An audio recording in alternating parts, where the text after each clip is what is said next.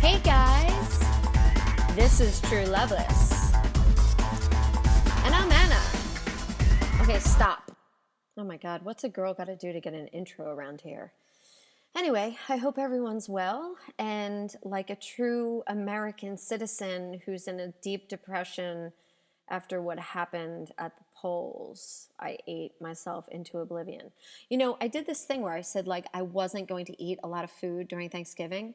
I went into this whole thing like, I'm just going to cook for everyone and they're going to get stuffed and they're going to just roll over into a nap after I'm done cooking. And then I did the same thing. It was just so pathetic. The truth of the matter is, there's always going to be things that we sort of don't like about ourselves that we do. And I think the whole point of life is to put those things down, like on a piece of paper, write a list of the stuff that you would like to evolve and change about yourself. And then start making a goal how to change those things. Don't just wallow around in that madness for the rest of your life. Otherwise, you don't end up liking yourself. And really, the whole truth of the matter is we just don't love ourselves enough. Okay, on that note, let's get started with some of the questions that you guys sent in to me. Let's take a look at Twitter. Okay, at SMPLSTIC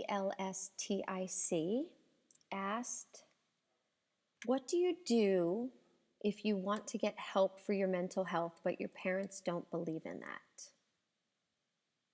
Well, thank you for your question. And there was a second part of the question. Also, if you're too scared to ask your school in fear of what they'll do, hope you can answer this one. Well, this is really difficult. Thank you so much for your question. But this is really difficult because you have to take a chance. You have to take a risk if you want to get help for your mental health. I'll give you a story. My dad didn't really believe in mental illness. And one time when he was still alive, we were sitting at the kitchen table. He was living in Philadelphia and I went to visit him. And I was telling him that I was seeing a doctor and that, I was in therapy and such. And he just kind of was chewing on a sandwich watching me. And I knew, you know someone well enough to know what their expressions on their faces mean. So I knew that he was just kind of like baffled at the fact that I would be going to a therapist and what would my problem be? I have all these great things in my life. Like what could possibly be wrong is the way I think that, my parents looked at it.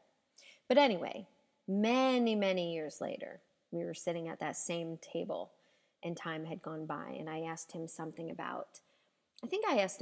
like if he had ever experienced depression. And I still had in my mind the fact that he kind of looked at me crazy when I mentioned that I saw a therapist. And he admitted to me that for a good amount of his life, he thought about taking his car and running it into a cement wall. And that was the truth. And he said that, and I knew this about one of his sisters, that she had schizophrenia and she would hear voices and she thought that the neighbors were talking about her and she had severe paranoia and psychosis. And one time when I was young, we went to a party and she put a mask on over her eyes and she said that she couldn't take the masks off or else they were going to get her. And if you asked her who they were, she would just get real quiet. And him and I had a frank conversation about the fact that depression and mental illness are a real thing. So the problem is if your parents don't believe in it, it's really, really makes it difficult for you. And my heart goes out to you because basically you really have to do all the work yourself. And maybe you have to seek out a counselor or you have to ask, you have to go to a doctor, like a regular doctor that you would visit for like a checkup and ask them if they have a reference or something, or just say that you're feeling really sad and that, or tell them a little bit of something that's going on and ask them if they have any advice. Again, you said in your question that if you're too scared to ask at school, well, This is the thing.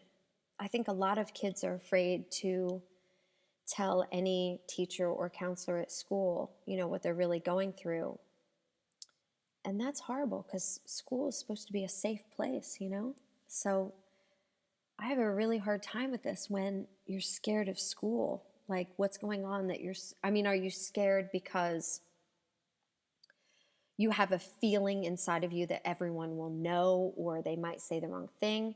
Or, is that just something that you're feeling, or is it founded or grounded in something? So if you can, the best thing you could do is go to a school counselor and ask for help. Just even if you don't pour your heart out and you just say exactly what I just said, like, I'm feeling a little more sad than, or I cry a lot and I'm not really sure what's going on, and my parents don't really, believe in kind of mental health issues and things like that. Like, you have to find someone that you can be open with, and you have to get help.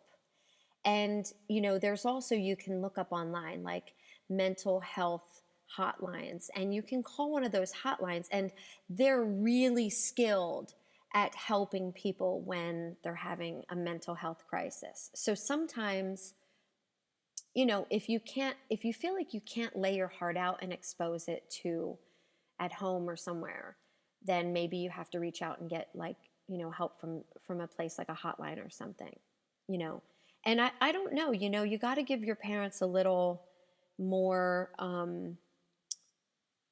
than maybe you think, like, give it a shot, because I'm not one of those people who's like, oh, keep things from your parents. Like, I think the most important thing is the relationship between a parent and a child.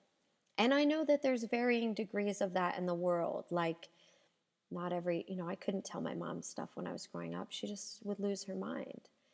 But you got to try, okay? So my heart is with you, and you can't imagine how much love I'm sending you right now, that I hope that you find the right spot where you can get a little help. And unfortunately, with mental health, that it's an area where we actually have to be our own teachers. So you kind of got to do a lot of research and look around and research and Google, and then go and read different places. Different. I'm not even finding the right words, but you know what I mean. So I do feel for you, and I'm sending you love. Okay, so next, Dack the Hills. No, Dack the Halls. Where did I get hills from? Oh my God, my glasses. Name is @CravedMotels asked, how do you get over the fear of death? Great question. Now, do you mean the fear of you dying right now? Or do you mean, like, the idea of death? I don't know, so I guess I'll approach both. So, fears are real, Nothing is discardable. Nothing is discountable. Like, no one can say that's just a silly fear because blah, blah, blah, whatever explanation. Because we have fears, and they're rooted in something. So here's the story. I think that in order to get over your fear of death, on a really, minute level, you could start meditating and thinking about how perfect the present moment is. Because if you're in the present, you're alive. You're not dead. So see, the more you're recognizing the present moment, that you're thinking and you're breathing and you're alive and you're well,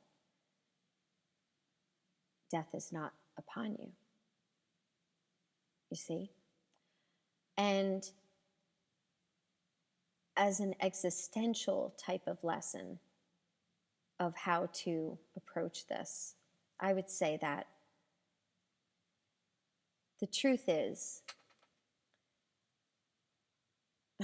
okay, everyone believes something different, but I'm just going to talk from my perspective, so I'm not discounting anybody's religious beliefs or what they think. I'm just going to talk from what my heart tells me. That's all I got, guys, is what my heart tells me. I don't have any proof of anything.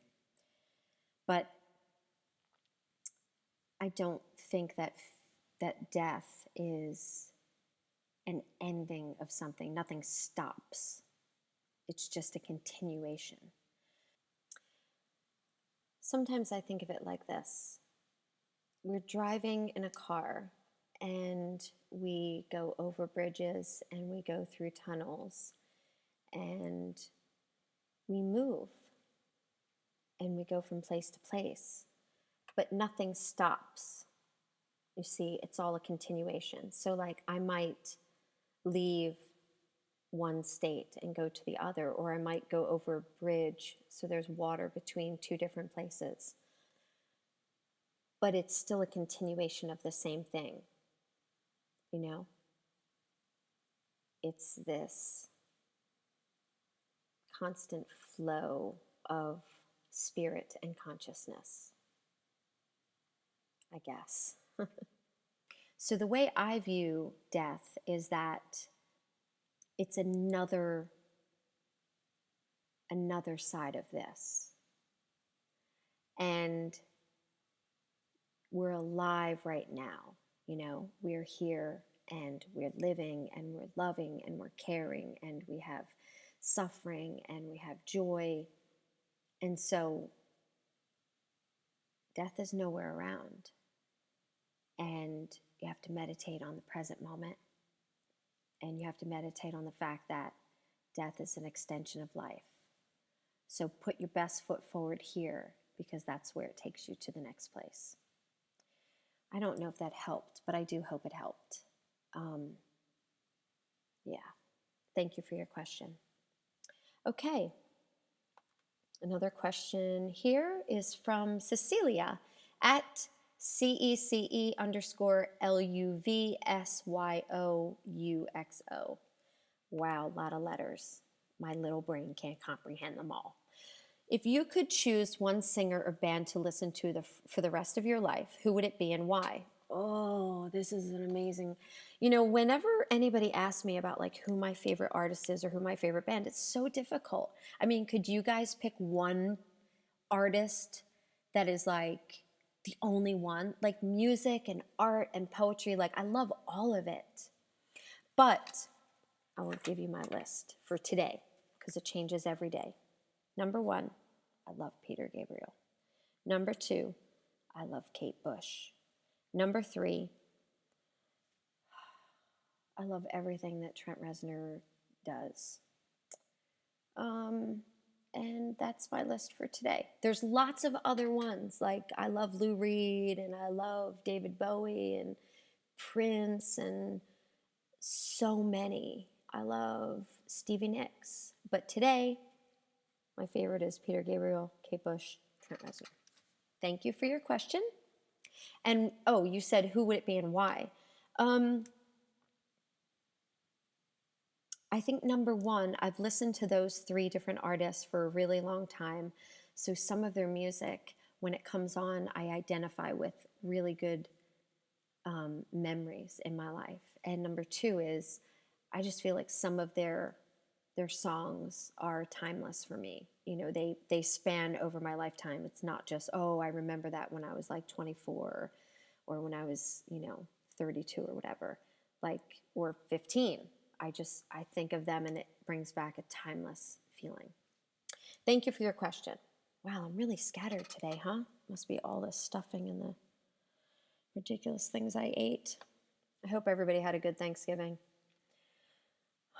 I don't look at it as the traditional holiday. I just think, I'm thankful for the journey and I'm thankful for the evolution of the planet and the human race. And I hope we're not heading backwards. That's what I think. Okay. From Nat, the @ name is Whostanza. WHOSTANZA. Hi, Nat. Sorry for late. Well, that's okay. You don't have to apologize. I hope so you finally notice me the best mom in the world. Oh, you're you're so sweet. Number one, I noticed you, and that's very nice that you said I'm the best mom. I think all moms are the best, so that's just what it is. But what do you think about Poland? Oh, come on now. I'm part Polish. What do you think I think of Poland? I love Poland. I want to go to Poland, and I love Polish people and culture. I grew up, with Polish music. My dad he loved Polish culture, and his parents were from Poland. So I grew up with a lot of Polish foods and a lot of Polish music, and I love Polish people. They're very sweet. So that's what I think about that. Thanks for your question. Oh boy, look at this one. This question from @YOUTHLVKE. What should I do? I don't believe in myself anymore. And the first part of that question is, I could study for, oh no, goes on. Okay. In this period, sorry, it's a three-part question. In this period, I can't do anything at school and outside it. I have always done some things without problems and with passion, but the result is different now. I could study for all night, and my mark would be worriest anyway. What should I do? I don't believe in myself anymore. So I think what you're trying to say is that at one point you had a lot of passion and drive, and you could really put your mind to something, and you would accomplish stuff, and now you don't believe in yourself anymore because something changed. So things change inside of us, like hormones and chemicals and stuff like that. And if you're noticing that you've changed as far as your motivation or your passion or even your focus or how much you can concentrate or your amount of sadness or happiness, like those are indicators that you need to talk to someone, okay? Like, especially if you see it going on for a while. Like if you see it going on for a couple of days and then you feel a little bit better, like we all have ups and downs. Life is cyclical, right? It goes round and round in cycles and changes and stuff. But if you feel a decline in who you are as a person, you need to see a doctor, because look, I'm not a doctor and I don't know, I know very little about the things that I know about because those are things that pertain to me. So I'm not like a person who knows a lot about health and a lot about diet and stuff. But, when those things change, you can't just take them for granted. You can't just say like, oh, well, my passion is different or like you could be depressed or you could be, you could be experiencing hormonal changes or your thyroid could be off or your pituitary. Like you have to go and see a doctor and you have to get checkups and you have to get physicals because all those things, play into your function. Like, look, I'm gonna give an example. You have a car. And I don't know how many of you who listen to me drive, but when you have a car, you have to do maintenance on it. So like every so many thousand miles, you have to have the oil changed because the oil like burns up and it becomes like gunk, I don't understand the technicality of it because I'm not a car person, but it gets bleh, and you got to change it, right? To keep up the maintenance and like, just like you have to put food in your mouth every day, certain amount of times because you need energy and you burn calories and all of that plays. So if you're not feeling okay, you have to go in and get a checkup and they got to see how you're doing. So don't take it for granted, okay? And don't think there's something wrong with me. I don't want you to think like that. Every single person on the planet at some point has a moment where they go, something is wrong. Something's not working right. That's okay. That's part of being human. We're living, breathing, heart-beating bodies that like things are happening. It's alive. There's cells in there living and dying all the time. So I think you should mention it to your parents or to a doctor. And the other thing is, you have to do that. You have to go talk to a doctor and talk to your parents. But if you don't believe in yourself anymore, you can start little by little by doing affirmations and talking to yourself about how amazing you are, because you are amazing.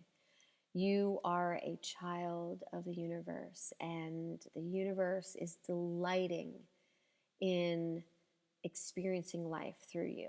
Okay, so you can do some affirmations like, I am well, I am whole.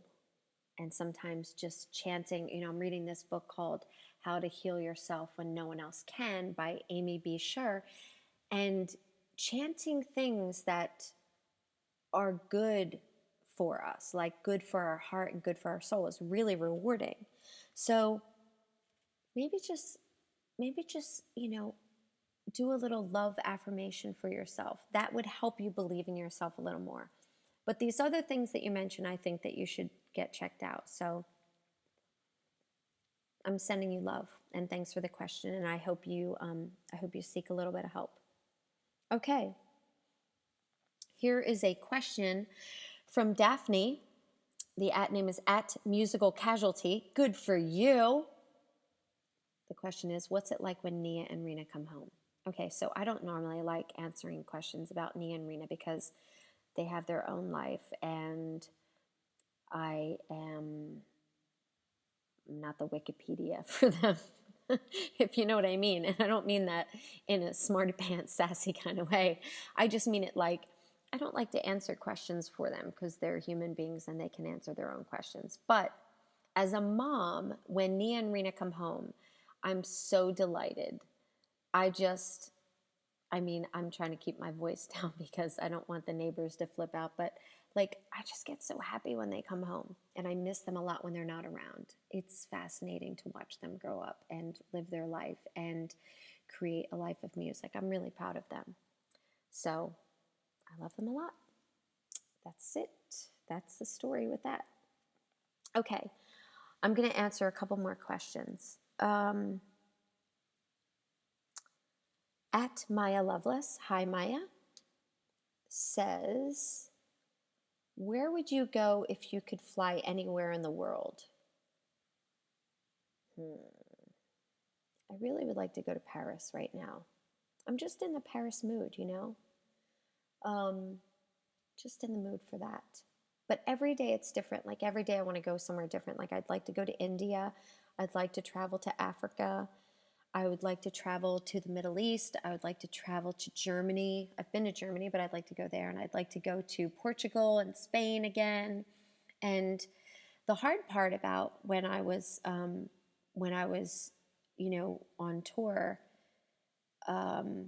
is that, you don't really get to see the world like that because you're kind of running in and out of places and watching the show. I'd like to go on a vacation and really experience the places that I go to and just really, absorb the food and the people. And I love meeting people all around the world, but sometimes it's just so fly by night that it's hard to wrap my head around where I am. So today I would go to Paris, but tomorrow will be someplace else, Okay. This is cute. The @name is @itscoollrh.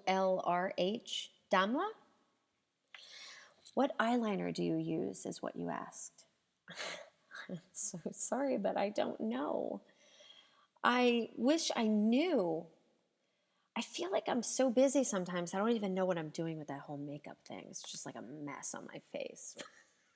But anyway, that's okay, Okay, thank you for your question. And at Manugabat, which is, I think it's Emma Lee, right? That's you, right, Emma? Hi. Book recommendations. Mom and I need something new to read. You're so cute. You're so adorable. And I got the book that your mom gave me. I have it here, right here behind me, Furiously Happy by Jenny Larson. That was really cute. Thank you so much to your mom. So I just mentioned that I'm reading this book. I'm doing this 10-week healing course online. And the book that goes with the course, I bought the book first, and then I found out about the healing course, How to Heal Yourself When No One Else Can by Amy B. Sher. Scher. She's fascinating, and I signed up for her course, and I do all her little exercises and stuff. That's really amazing. As far as like a fiction book, gosh, I can't think what I'm reading all these like self-help books lately because I've just kind of been freaking out with the whole fibromyalgia stuff and everything. So, but when I turn around, I see this Khalil Gibran book that is A Tear and a Smile, and that's one of my favorite books. And what else? I'm also getting into Zig Ziglar. Does anybody out there know about Zig Ziglar? This guy who's like a motivational guy. He's so funny and he's so cute, and I love his accent, and he's just adorable. So those are my present recommendations. I don't know if you'll like any of those, but maybe I can come back to you with some other ones. Thank you for your question. Love you lots, Emily. Okay. Oh my God, this is the worst question ever. But I mean worse as in like, I don't even know how to answer this. And I can't say her name right, but at KAROLAIN 97, Carolina, would you rather meet Maria Sklodowska-Curie or Albert Einstein? That's impossible. They're both so freaking amazing. They're so awesome. Why can't I just meet both? Thanks for your question, but that's impossible to answer. Here's a good one. At Horan with Nile, HORANWITHNIALL _. Hello, Christina. What do you do when you're having a bad day to make yourself less upset? Well, I'll be honest. There's two approaches. Number one is sometimes you're going to have a shitty day. Sometimes you're going to feel like crap. Sometimes things are going to suck. And you can't beat yourself up about it. You just got to go, I don't feel good. Crawl under the covers. Make yourself a cup of tea. And cry it out. Read a book. Watch a movie. When I'm sad and when I feel like shit, I feel like the movies that I kind of watch to get through it is either Shakespeare in Love, Eternal Sunshine for the Spotless Mind, Fight Club, What's Up Doc with Barbara Streisand, and what else? There's a couple other ones, but those are really the big staples. And the other thing is that this too shall pass. I just keep repeating that, like when something bad's happening, like nothing ever, ever, ever, ever, ever, ever stays the same, ever. Even if it goes on for a period of time, everything changes. So you have to click into that mindset of, I feel like shit right now. I'm having a really bad day, but this won't last. Like it will end and it will transform into something else. So I kind of give myself pep talks, about it's going to be okay. Everything's going to be all right.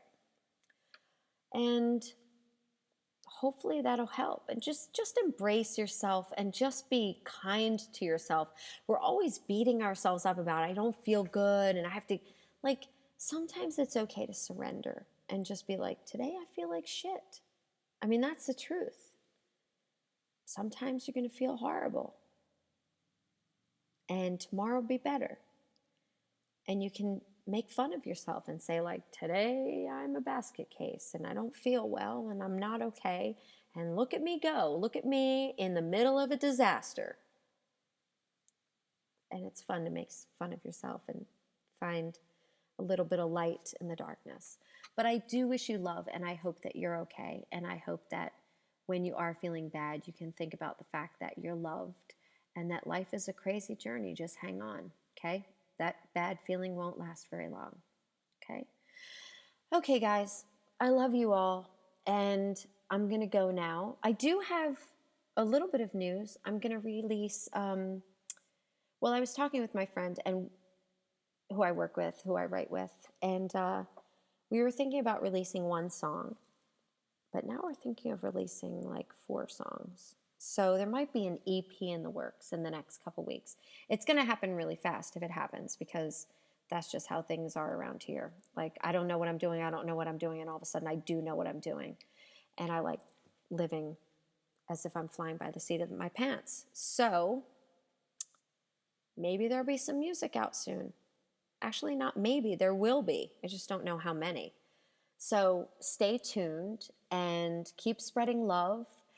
And on the days where you're having a little bit of trouble, write a poem about how crappy you feel, or write a song, or just draw a picture of you with a sad face and then a happy face.